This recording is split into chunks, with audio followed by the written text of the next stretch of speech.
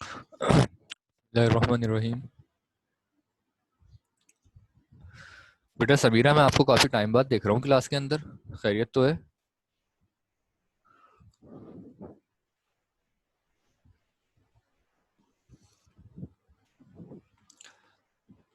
Chapter number 10 है आपका matter, lecture number 19। और लास्ट क्लास में जो है वो आप लोगों को kinetic molecular theory of matter पढ़ाया था, जो आप लोग चैप्टर अपनी केमिस्ट्री के अंदर भी पढ़ चुके हैं प्रीवियस क्लास के अंदर। और इसके अलावा जो है वो आप लोग इस सॉलिड, लिक्विड और गैस की प्रॉपर्टीज़ बताई थी, और वो आप लोगों को पता है। उसका एक शॉर्ट रिव्यू दे देता हूँ कि सॉलिड, लिक्विड और गैस की प्रॉपर्टीज़ बेसिक क्या है। कि सॉलिड के अंदर हार्ट शेप होती है। लिक्विड के अंदर जो है लिक्विड की शेप जो होती है वो सॉलिड के मुकाबले में जो लिक्विड की कोई प्रॉपर शेप नहीं होती। इसके अलावा जो बॉन्डिंग होती है, असल चीज़ इनके दरमियान की बॉन्डिंग है। कि सॉलिड के अंदर जो मॉलिक्यूल्स की बॉन्डिंग होती है वो बहुत ज़्यादा टाइटली पैक्ड होते हैं एक दूसरे के साथ। लिक्विड के मॉलिक्यूल्स एक दूसरे से लूज होते हैं, ठीक है। उनके दरमियान जो पैकिंग होती है, उनके दरमियान की जो बॉन्डिंग होती है वो वीक बॉन्डिंग होती है। और जो गैस के पार्टिकल्स हैं, गैस के पार्टिकल्स के दरमियान की बॉन्डिंग बहुत ही ज़्यादा वीक होती है। वो एक दूसरे से बहुत ज़्यादा डिस्टेंस पर होते हैं, ठीक है। और उनकी ना तो कोई डेफिनेट शेप होती है, ना ही कोई डेफिनेट वॉल्यूम होती है, ठीक है। तो अब इसके बाद जो आप लोगों के पास नेक्स्ट टॉपिक आता है वो है आप लोगों का elasticity.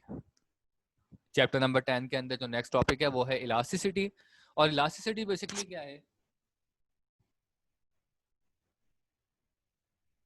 The tendency of a material to return to its original dimension after the deforming stress has been removed is known as elasticity.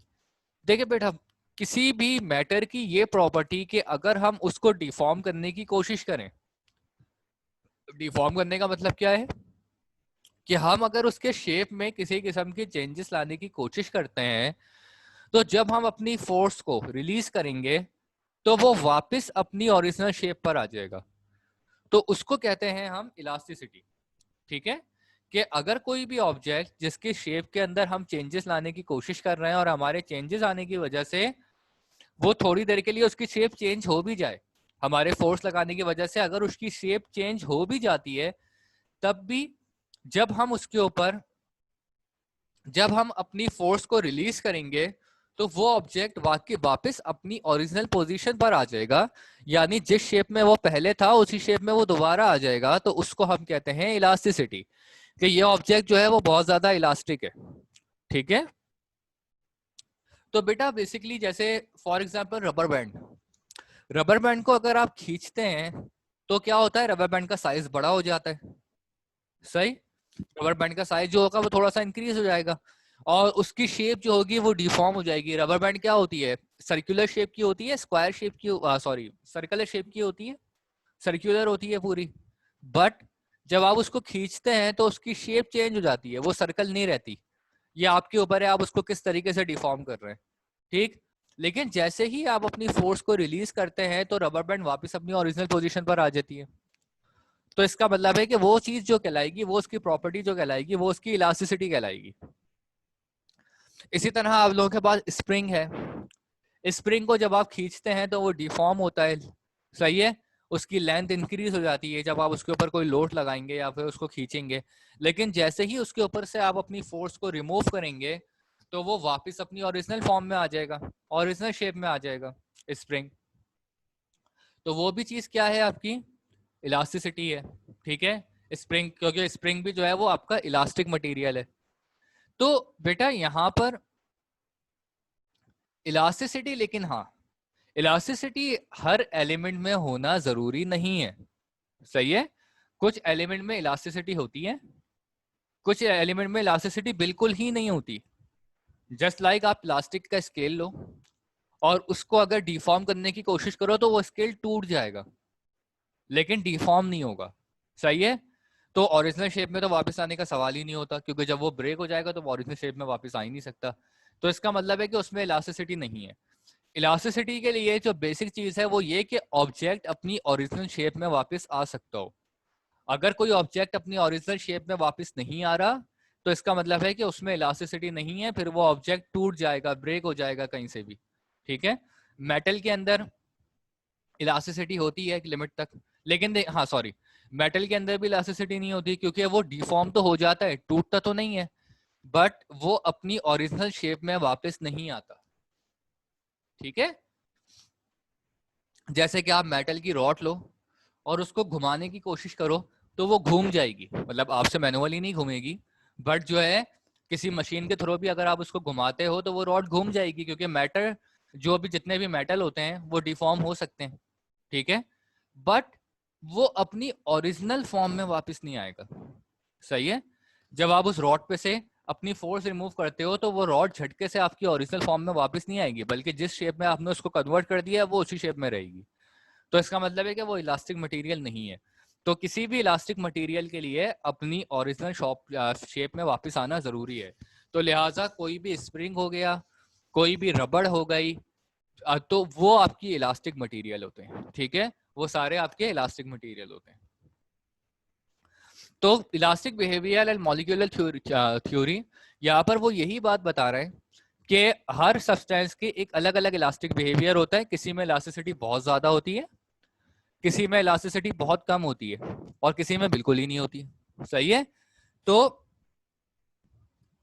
जिसमें ज्यादा है लाजमी बात है कि आप उसको ज्यादा से ज्यादा डिफॉर्म कर सकते हैं, क्योंकि वो ओरिजिनल शेप में वापस आ जाएगा।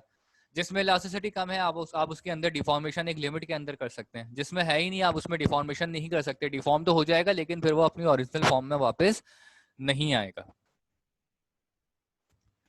अब इसके बाद आपके पास आता है इलास्टिक लिमिट। इलास्टिक लिमिट की डेफिनेशन बेटा यही है जो यहाँ पर आपकी मार्क हुई हुई है। The maximum resisting force of a matter is called elastic limit of matter.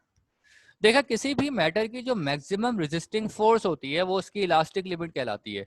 यानी वो पॉइंट जहां से उसके लिए वापस आना पॉसिबल हो, वो एंड पॉइंट जहां से बाद से उसको वापस आना पॉसिबल ना हो, वो उसकी इलास्टिक लिमिट कहलाएगी। जैसे फॉर एग्जांपल बेटा, इसकी एग्जांपल आप इस तरह ले सकते हैं कि एक रबर बैंड है, आप उस रबर बैंड को स्ट्रेच कर रहे हो, खींच रहे हो और ज्यादा खींच रहे हो, लेकिन एक पॉइंट आएगा जहां पे रबर बैंड टूट जाएगी। सही है, अब एक दफा वो टूट गई तो फिर वो अपनी ओरिजिनल शेप में वापस नहीं आ सकती।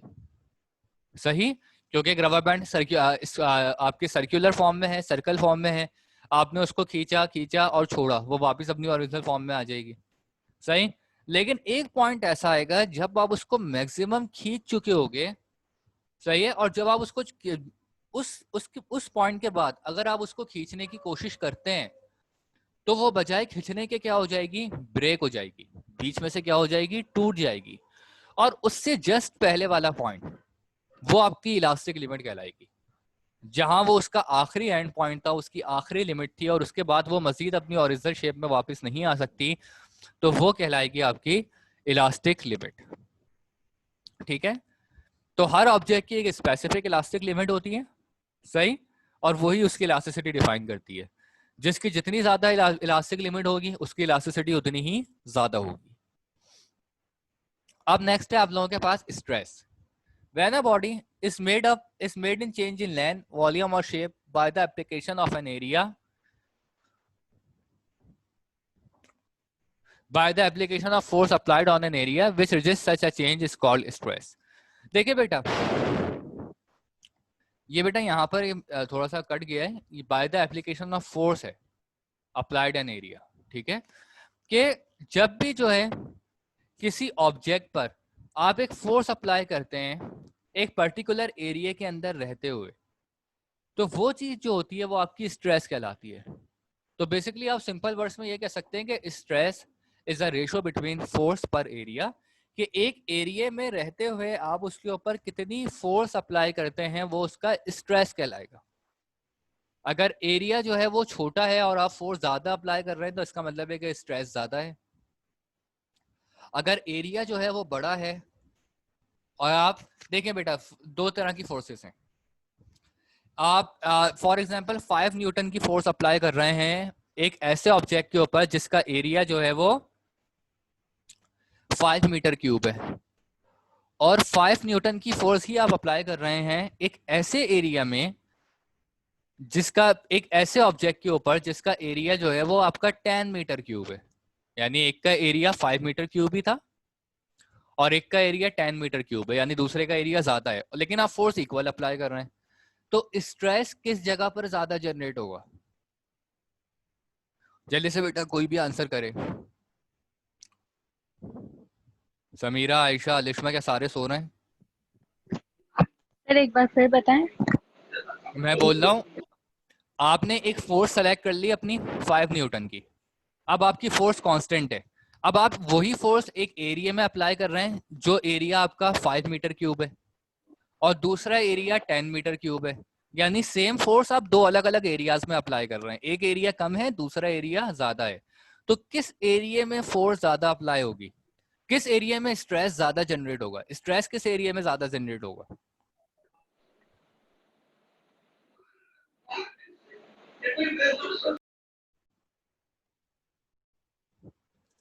हाँ भाई, समीरा और ये आयशा की तरफ से तो कोई रिप्लाई नहीं आता कभी।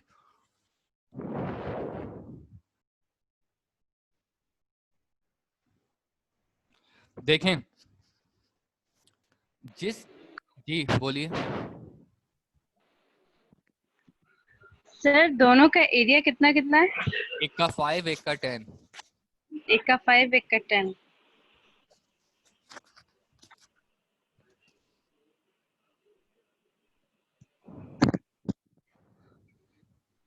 5 में हो गया आई थिंक।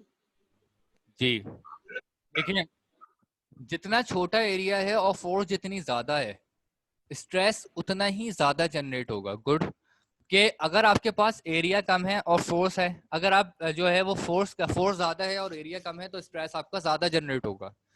और अगर जो है वो एरिया बड़ा है और फोर्स छोटी है, तो जो है आपका स्ट्रेस कम जनरेट होगा। बिल्कुल सिंपल सी एग्जांपल ले लें कि आपके पास जो है वो एक हफ्ता है, एक हफ्ते बाद आपका एक पेपर है, फॉर एग्जांपल फिजिक्स का पेपर है, आपको स्ट्रेस कम होगा। और अगर कोई बोले कि एक हफ्ते बाद जो है वो आपके 4 पेपर एक साथ है, फिजिक्स, केमिस्ट्री, मैथ सब है, ठीक है, क्या होगा? अल्टीमेटली स्ट्रेस बढ़ जाएगा। क्यों? क्योंकि आपका जो है वो फोर्स इंक्रीज हो जाएगी, एरिया तो वही रहेगा दिमाग का। सही है, टाइम फ्रेम जो है वो एक हफ्ता ही है। सही है, टाइम फ्रेम को आप अपना एरिया ले लें, तो एरिया तो आपका नहीं बढ़ा, लेकिन क्या हुआ? फोर्स बढ़ गई। तो अगर एरिया छोटा हो, फोर्स ज्यादा हो, तब भी स्ट्रेस ज्यादा होगा। और अगर एरिया और अगर एरिया बड़ा हो और फोर्स कम हो, तो आपका स्ट्रेस कम होगा। अगर कोई बोले 1 साल बाद आपका पेपर है, एक ही पेपर देना है फिजिक्स का, सही है, स्ट्रेस ही नहीं होगा। ठीक है, बहुत ही कम होगा, माइनर सा स्ट्रेस होगा। ठीक है। और अगर कोई बोले कि एक हफ्ते बाद है पेपर, सही है, और एक के बजाय 4 देने हैं, तो स्ट्रेस बहुत ज्यादा हो जाएगा। ठीक, क्योंकि उस वक्त क्या, आपका टाइम फ्रेम वही रहा, लेकिन फोर्स क्या हो गई? इंक्रीज हो गई। लोड आपके ऊपर इंक्रीज हो गया। जब लोड इंक्रीज हुआ, तो स्ट्रेस ऑटोमेटिकली इंक्रीज हो जाएगा। तो ये चीज है आपका। स्ट्रेस को हम लोग इस साइन से रिप्रेजेंट करते हैं, जो कि सिग्मा से मिलती जुलती साइन है, और फॉर्मूला इसका फोर्स अपॉन एरिया। अगर हम इसके यूनिट की बात करें, तो इसका यूनिट होता है न्यूटन मीटर स्क्वायर। अब इसके बाद नेक्स्ट टॉपिक है आपका स्ट्रेंथ। देखिए बेटा, जब स्ट्रेस है, a stress can produce a change in shape, volume and length in an object. This apparent change in the shape of the object is called strength.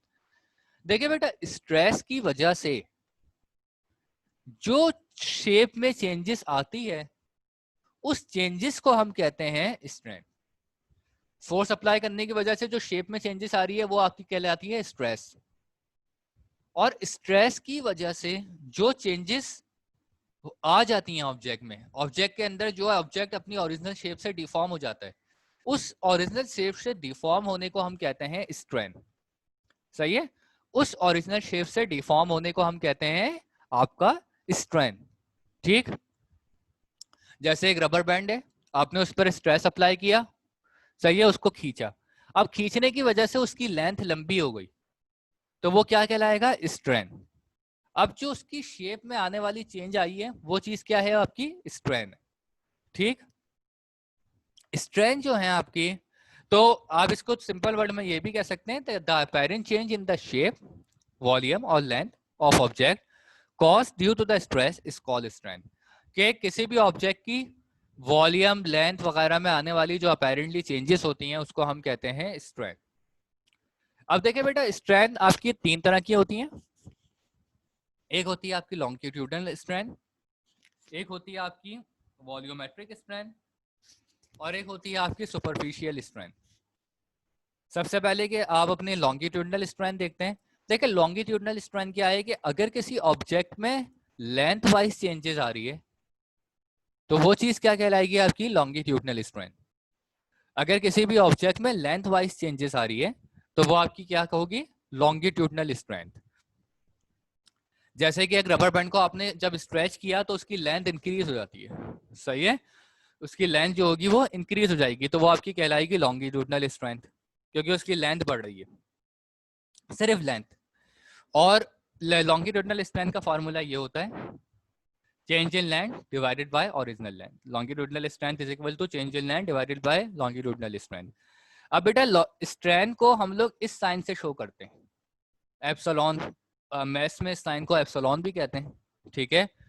तो ये ई की तरह का साइन होता है और इसका फॉर्मूला चेंज इन लेंथ यानी del L divided by L. अब आपके पास आती है वॉल्यूमेट्रिक स्ट्रेंथ।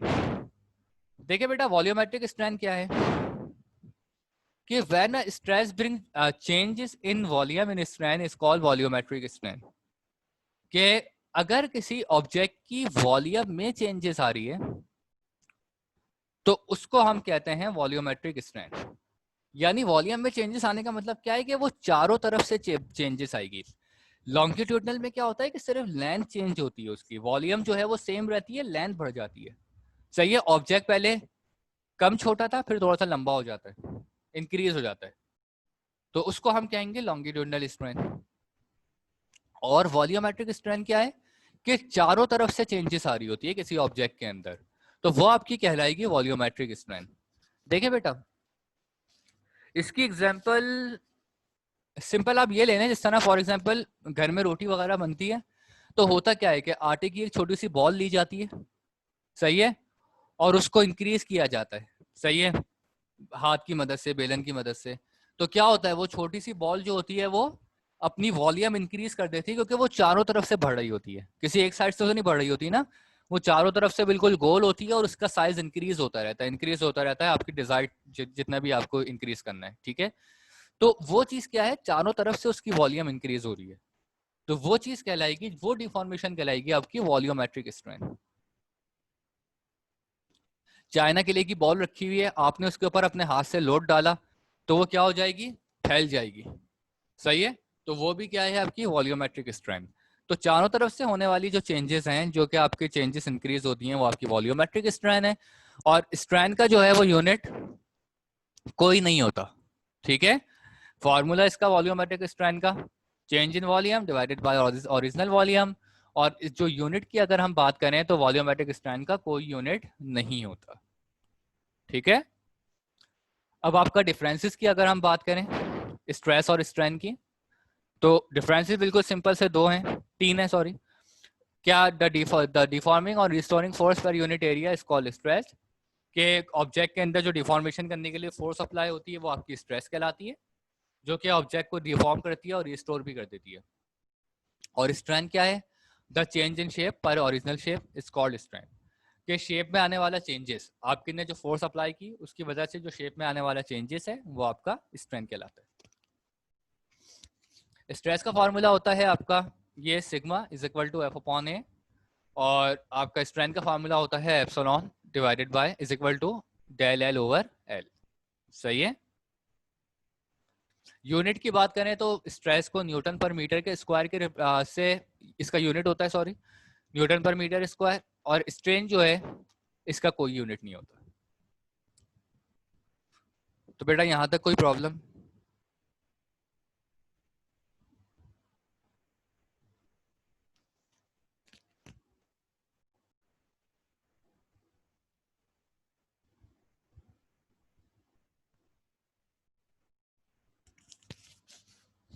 अब नेक्स्ट है बेटा आपका Hooke's law. Under the elastic limit if the deformation in a material is proportional to the force applied then the material is said to be Hooke's law. देखिए बेटा हुक्स लॉ क्या कहता है, under the या इसको Hooke's law states that, simple statement इसकी क्या है, under the elastic limit stress is directly proportional to strain. कि बेटा एक इलास्टिक लिमिट के अंदर रहते हुए, इलास्टिक लिमिट के अंदर रहते हुए इसलिए बेटा क्योंकि अगर लिमिट क्रॉस हो गई तो फिर तो ऑब्जेक्ट टूट जाएगा, फिर तो ना उसमें स्ट्रेस रहेगा ना स्ट्रेन रहेगी, ठीक है। क्योंकि अगर उसकी लिमिट ही क्रॉस हो गई है तो वो तो ऑब्जेक्ट बिल्कुल ब्रेक हो जाएगा, टूट जाएगा, सही है। तो ना उसमें स्ट्रेस बाकी बचेगा ना स्ट्रेन बाकी बचेगी। तो within elastic limit, elastic limit में रहते हुए stress is directly proportional to strain, सही है। कि स्ट्रेस जो होता है वो स्ट्रेन के क्या होता है, डायरेक्टली प्रोपोर्शनल होता है। यानी कि जितना आप स्ट्रेस अप्लाई करोगे उतना ही स्ट्रेन प्रोड्यूस होगा, सही है। ज्यादा स्ट्रेस अप्लाई करोगे ज्यादा स्ट्रेन प्रोड्यूस होगा, कम स्ट्रेस अप्लाई करोगे कम स्ट्रेन प्रोड्यूस होगा। तो mathematically stress is proportional to strain, stress is equal to k strain. अब देखिए बेटा यहाँ पर स्ट्रेस अपॉन स्ट्रेन जो है वो किसके बराबर हो जाएगा, कांस्टेंट यानी के, जो कि के जो है वो कहलाता है आपका हुक्स कांस्टेंट और spring constant. If F stands for tension, अगर एफ जो है वो स्प्रिंग में आने वाली टेंशन है और एक्स जो है वो एक्सटेंशन है, तो देखिए बेटा सबसे पहले तो हुक्स लॉ के अंदर एक बात ध्यान में रखें कि देखें जैसे यहाँ पर एक स्प्रिंग है, ये हुक्स लॉ आपको जो बता रहा है वो बेसिकली ये चीज है कि अगर यहाँ पर एक स्प्रिंग है, इस वक्त इस स्प्रिंग में किसी किस्म का कोई वेट नहीं था, तो ये स्प्रिंग की लेंथ ऐसे ही है, ये ऐसा है स्प्रिंग। अब उसके बाद क्या हुआ कि उसके अंदर जो है वो वेट इंक्रीज हो गया आपका, आपने 4 न्यूटन का जो है वो वेट लगा लिया। अब जब आपने 4 न्यूटन का इसके ऊपर वेट लगाया तो स्प्रिंग की लेंथ क्या हुई, इंक्रीज हो गई लेंथ स्प्रिंग की। तो ये आपका जो है वो क्या हुआ, आपका स्प्रिंग में एक्सटेंशन आ गई। जब आपने इसके ऊपर स्ट्रेस अप्लाई किया तो स्प्रिंग के अंदर क्या प्रोड्यूस हुआ, स्ट्रेंथ प्रोड्यूस हुआ और उसकी लेंथ इनकी इंक्रीज हो गई 2 सेंटीमीटर। अगर आपने जो है वो मजीद एक वेट और लगा लिया, पहले आपने 4 न्यूटन लगाया था अब आपने 8 न्यूटन लगा दिया, तो अब की बार क्या हुआ, स्प्रिंग की लेंथ पहले से ज्यादा इंक्रीज हो गई। पहले लेंथ 2 सेंटीमीटर इंक्रीज हुई थी, अब की बार आपकी लेंथ इंक्रीज हो गई 4 सेंटीमीटर, सही है। तो जैसे जैसे आप स्ट्रेस अप्लाई कर रहे हो वैसे वैसे उसमें स्ट्रेंथ प्रोड्यूस हो रही है, और ये स्ट्रेस और स्ट्रेंथ आपस में क्या है, डायरेक्टली प्रोपोर्शनल है। कि आप जितना स्ट्रेस अप्लाई कर रहे हो उतनी ही स्ट्रेन उस स्प्रिंग में प्रोड्यूस हो रही है, ठीक है। और ये बेसिकली आपके हुक्स लॉ को रिप्रेजेंट कर रहे हैं। तो यहाँ पर वही बात है कि tension is directly proportional to extension, कि जितनी आप टेंशन अप्लाई कर रहे हो उतनी उसमें एक्सटेंशन हो रही है। एक्सटेंशन का मतलब है साइज का इंक्रीज होना, बढ़ना। तो जितनी आप उसमें टेंशन अप्लाई कर रहे हो उतनी ही उसके अंदर एक्सटेंशन प्रोड्यूस हो रही है। और जब प्रोपोर्शनैलिटी का साइन हटेगा तो उसकी जगह आ जाएगा इज इक्वल टू और माइनस के, सही है। where k is constant of proportionality and it is known as spring constant, its unit is a Newton meter, सही है। in the above equation negative sign shows that tension and extension act in opposite direction। तो इससे क्या देखिए जो आपकी tension और extension है वो ऑपोजिट डायरेक्शन में एक्ट कर रही हैं, इस वजह से माइनस का साइन आया है। और ये जो एक्सपेरिमेंट है आपका हुक्स लॉ का, ये आप लोगों के फिजिक्स के अंदर भी मौजूद है, प्रैक्टिकल्स के अंदर, ठीक है। तो प्रैक्टिकल नंबर 2 या 3 है ये आपका, और सॉरी 4 है, 3 या 4 के करीब है ये प्रैक्टिकल आपका। तो इसमें जो है वो आप लोग जो है इसमें यही हुक्स लॉ करेंगे, ठीक है।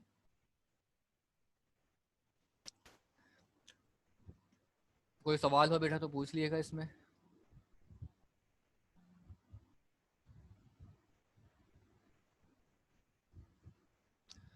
अब जब आप लोगों का हुक्स लॉ हो गया तो आप लोगों के पास आता है यंग्स मॉड्यूल। ये बेसिकली एक डेरिवेशन है, सही है। तो यंग्स मॉड्यूल क्या है, बेसिकली छोटी सी डेरिवेशन है इसकी, और आपको सिर्फ इसी पर फोकस रखना है, जो ये डेरिवेशन है आपकी, ये जो पेंसिल से लिखा हुआ है ये अलग है। तो Young's module is the ratio of stress and longitudinal strain under the elastic limit of an elastic material. कि बेटा देखें यंग्स मॉड्यूल बेसिकली क्या है, ये एक रेशियो है स्ट्रेस और लॉन्गिट्यूडनल स्ट्रेन के दरमियान का।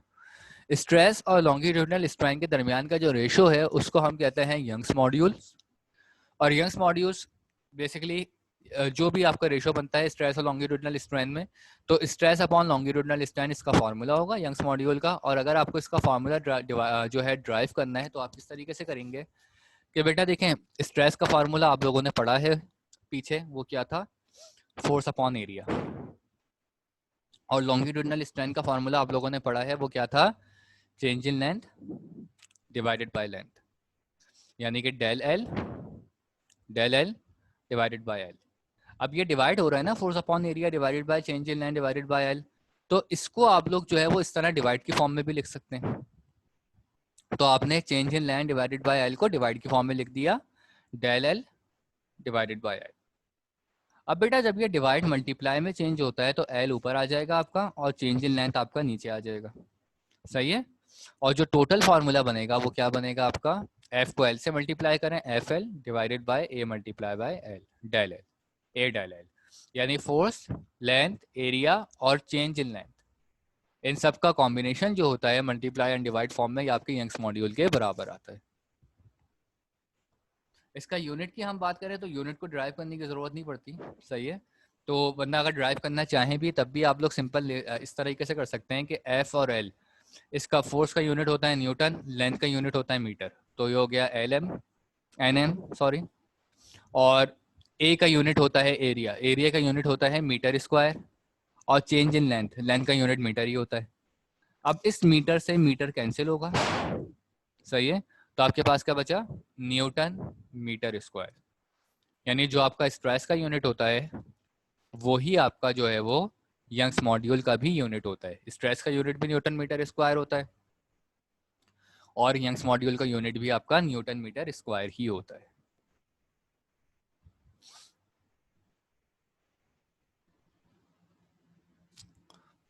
ठीक है, तो बेटा इस चैप्टर में ज़्यादातर छोटी छोटी चीज़ें ही आती हैं, डेफिनेशंस आती हैं, स्ट्रेस और स्ट्रेस की दरमियान में आपस में रिलेशन डिफरेंसेस आते हैं। और जो आपका जो मेन टॉपिक है वो फास्कस लॉ है इस चैप्टर के अंदर, जो सबसे ज़्यादा लेंथी टॉपिक है और जो सबसे ज़्यादा चीज़ें इसमें से आ रही होती हैं वो आपके पास्कल्स लॉ में से आ रही होती है। ठीक है, तो आप लोगों के पास है फ्लूइड। सबसे पहले पास्कल लॉस पढ़ने से पहले समझ लें कि फ्लूइड क्या होता है। Fluid is a substance that can flow, they have no definite shape but definite volume, they exert a force at right angles to its surface, all gases and liquids are fluid। देखिए बेटा कोई भी substance जो कि flow हो सकता है, ठीक है, वो आपका क्या कहलाता है, फ्लूइड कहलाता है।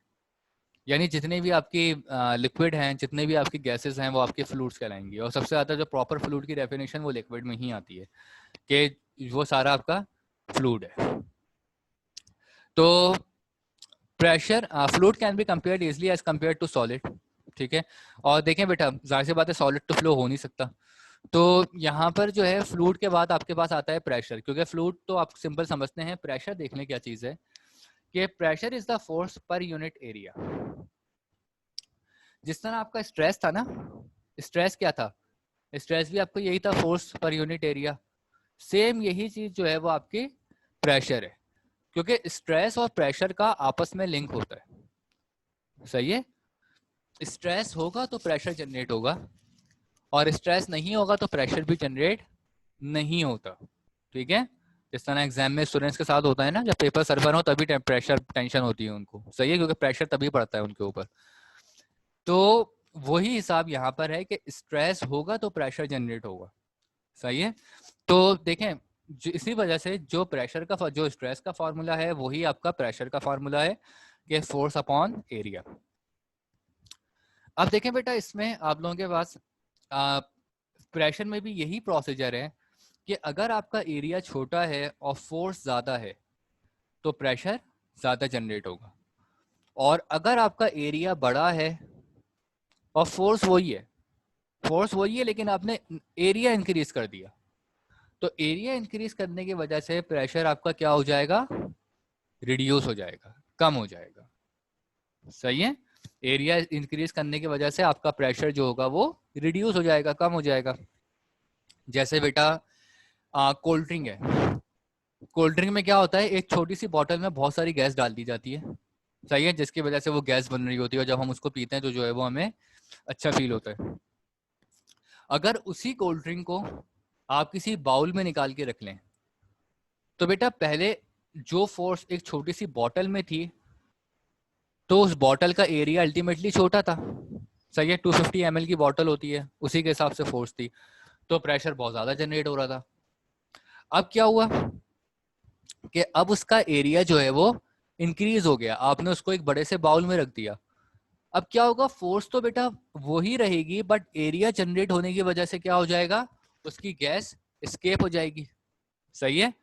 और अब की बार जो उसके अंदर प्रेशर, आप अगर उसको पियेंगे तो आपको प्रेशर फील होगा ही नहीं, बल्कि शरबत की तरह फील होगी, सही है, क्योंकि उसकी सारी गैस एक तो एवेपोरेट हो चुकी होगी, और दूसरा एरिया इंक्रीज होने की वजह से वो जो फोर्स थी उसकी, वो ट्रांसमिट हो जाएगी, अलग अलग डायरेक्शन में फैल जाएगी, बजाय सिंगल डायरेक्शन में होने के वो अलग अलग डायरेक्शन में फैल जाएगी। तो वही फोर्स जो पहले ज्यादा लग रही थी, वो फोर्स जो है वो अब कम फील होगी, सही है।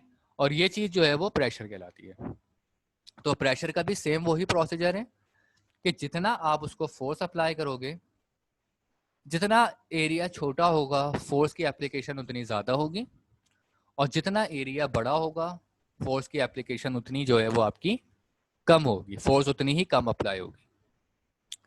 तो प्रेशर को जिससे हम रिप्रेजेंट करते हैं वो पी ए है, यानी पास्कल। प्रेशर का यूनिट जो होता है वो आपका पास्कल होता है। तो पास्कल लॉ बेसिकली आपको क्या कहता है, अब इसके बाद आपके पास आता है पास्कल लॉ, और पास्कल लॉ की एप्लीकेशंस होती हैं, ठीक है। तो पास्कल लॉ है आपका सबसे पहले तो कि this law states that the pressure applied to any place to an enclosed fluid is transmitted undiminished and equally to every portion of the fluid. कि अगर हम किसी फ्लूइड पर कोई प्रेशर अप्लाई करते हैं, तो वो प्रेशर उस पूरे फ्लूइड में इक्वली ट्रांसमिट होगा। अनडायमेंशनली का मतलब है किसी एक डायरेक्शन में ट्रांसमिट नहीं होगा, बल्कि वो इक्वली ट्रांसमिट होगा। किसी अगर क्लोज कंटेनर में हम प्रेशर अप्लाई करें, वो इस तरीके से बेटा कि बेसिकली ये आपका एक क्लोज कंटेनर है, ये आपका एक क्लोज कंटेनर है, ये आपके पिस्टन है, ठीक है। जब आपने यहां से पिस्टन ए से प्रेशर अप्लाई किया, फॉर एग्जांपल आपने प्रेशर अप्लाई किया 15 पास्कल का, आपने प्रेशर अप्लाई किया 15 पास्कल का, ठीक है। अब यहां पर जब आपने प्रेशर अप्लाई किया यहां से, तो ये प्रेशर इन तीनों,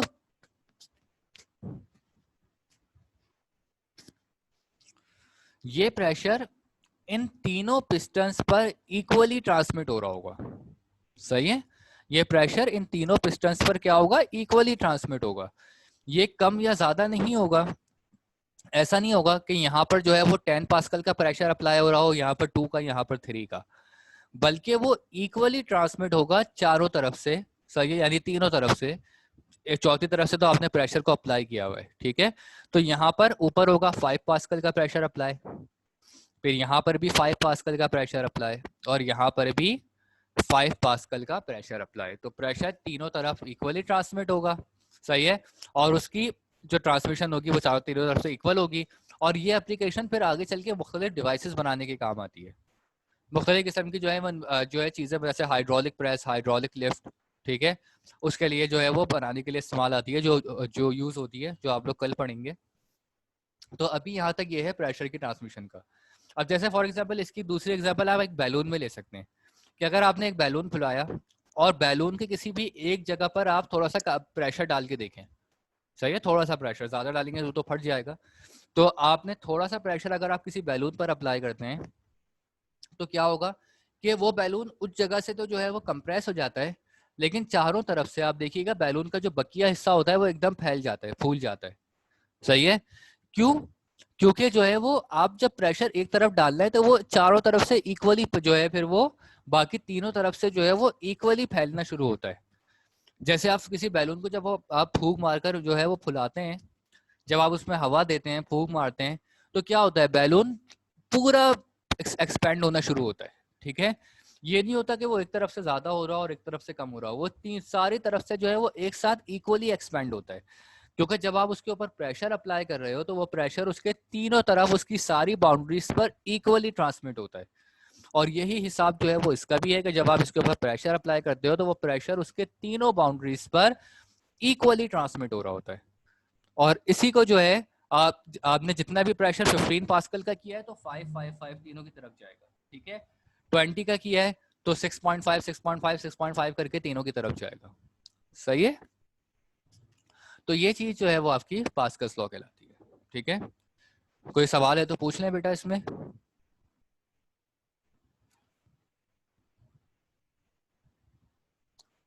चलो तो बस फिर बेटा एंड करते हैं क्लास को, और फिर कल होगी फिर नेक्स्ट क्लास।